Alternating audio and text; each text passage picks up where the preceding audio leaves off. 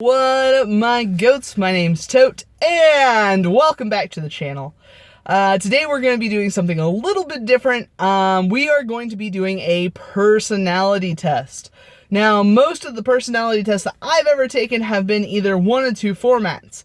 Either question and A, B, C, D answer, or question and then strongly disagree, strongly agree, and values for all of that.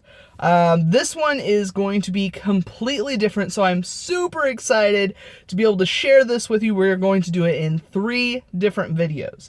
The first video is going to be us actually taking this personality assessment.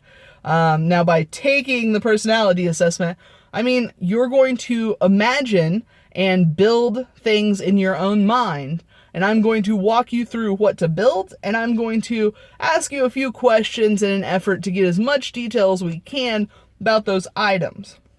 Then we're going to go, in the second video, we're going to go over what the answers to those questions might signify, what the items that you're building might represent, and then in the last video, I will share what I built, what my stuff signifies, and what my stuff represents.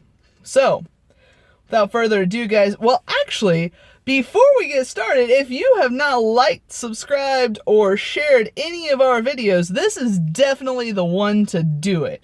You're going to want to know, after you take this test, and after you do these imagination things, after you inception yourself, you're definitely going to want to know what your friends, how they picture things, what their creations are, and what that says about them. So definitely share this down below on all your social media things, and drop a like down there too, or not. It's up to you. The choice is in your hands, or in your mind.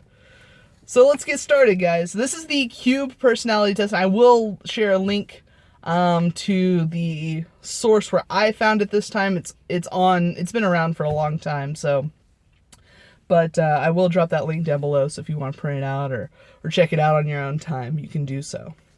So the first thing that I want you to do is go somewhere quiet, go somewhere where you can put some headphones in maybe, or you can just kind of clear your mind of everything that's going on to get the most accurate representation of yourself. Because if we got a lot going on, then you're not going to get an accurate representation of yourself. You're going to get a representation of yourself in that moment. So if you're stressed out or you're feeling, excited because of something, then you're going to get that representation and not necessarily one of like your baseline, if that makes sense. So quiet space, not a lot of visual stimuli or something like that. Maybe close your eyes, put some headphones in if you don't have a quiet place to go, and then clear your mind.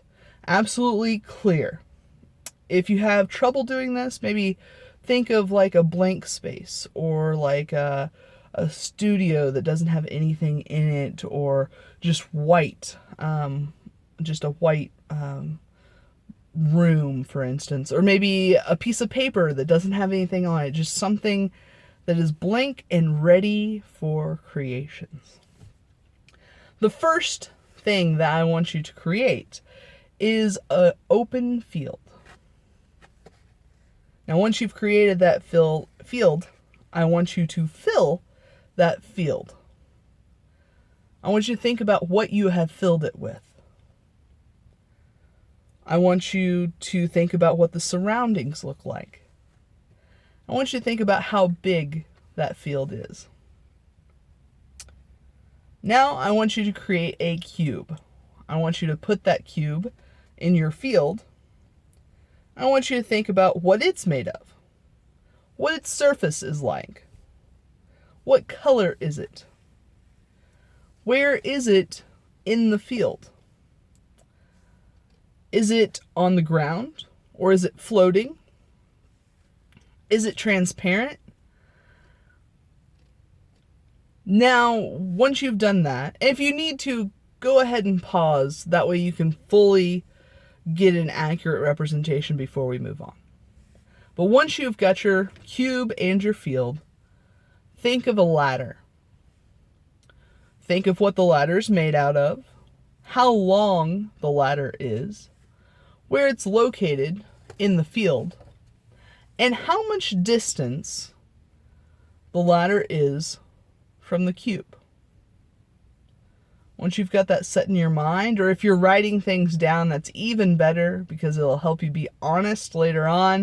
When you find out what all these things mean, it'll help you make sure that you don't change answers at all. Now, once you've got your ladder, your cube, and your field, I want you to create a horse.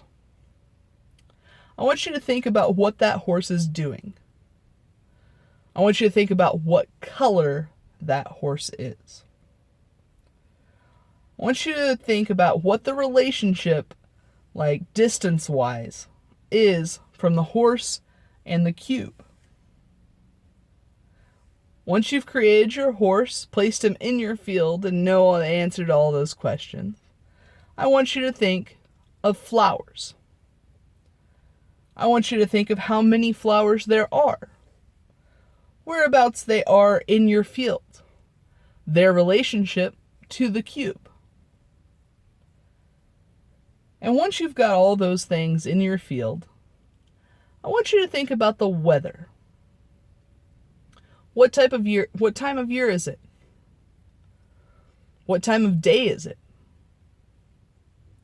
And guys, if your time of day is changing as we're talking about it, say you haven't thought of the time of day, and then when I said that, you flip to a time of day, stick with what you flip to.